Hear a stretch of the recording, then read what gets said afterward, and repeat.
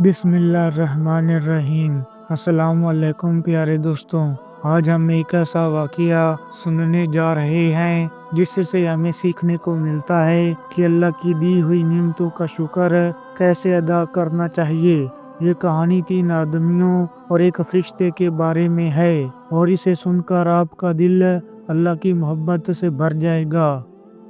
واقعے کی شروعات نبی کریم صلی اللہ علیہ وآلہ وسلم نے فرمایا کہ ایک دفعہ اللہ نے ایک فرشتے کو زمین پر بھیجا۔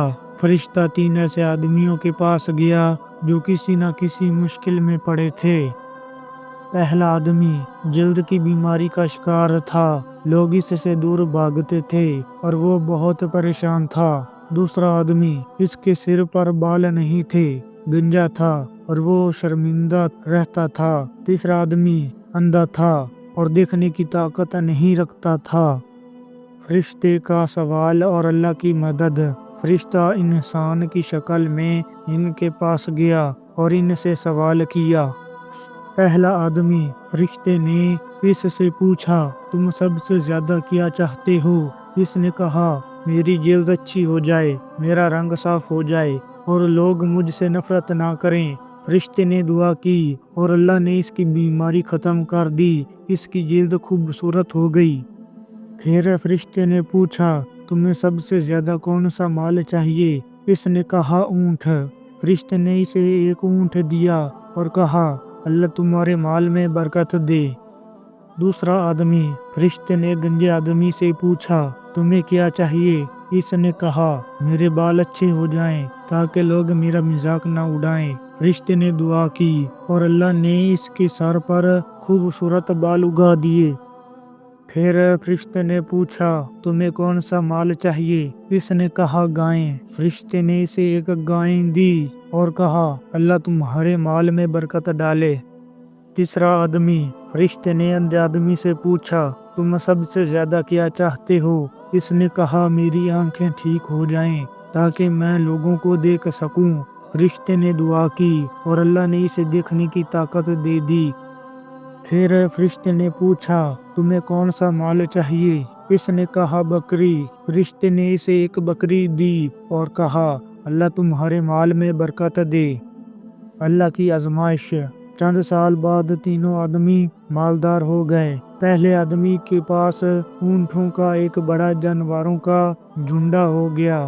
دوسرے آدمی کے پاس گائیں بہت زیادہ ہو گئی۔ تیسرے آدمی کے پاس بکریوں کا بڑا گلہ تھا۔ پھر فرشتہ دوبارہ انسان کی شکل میں ان کے پاس آیا تاکہ ان کا امتحان لے۔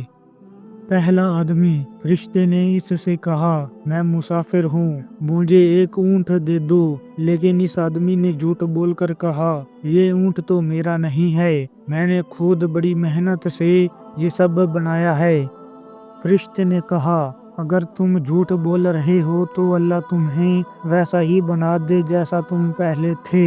چنانچہ وہ دوبارہ بیمار ہو گیا اور اس کی خوبصورت جلد چلی گئی۔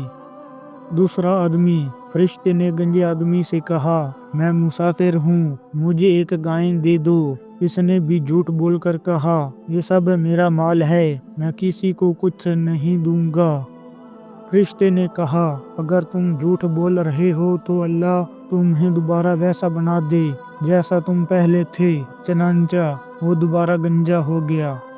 تیسرا آدمی، فرشتے نے اندھے آدمی سے کہا، میں مسافر ہوں، مجھے ایک بکری دے دو۔ اس نے کہا، یہ سب اللہ کا دیا ہوا ہے، میں تو پہلے نابینا تھا، اللہ نے مجھے بینائی دی اور یہ مال بھی دیا، جو چاہو لے لو، سب اللہ کا ہے۔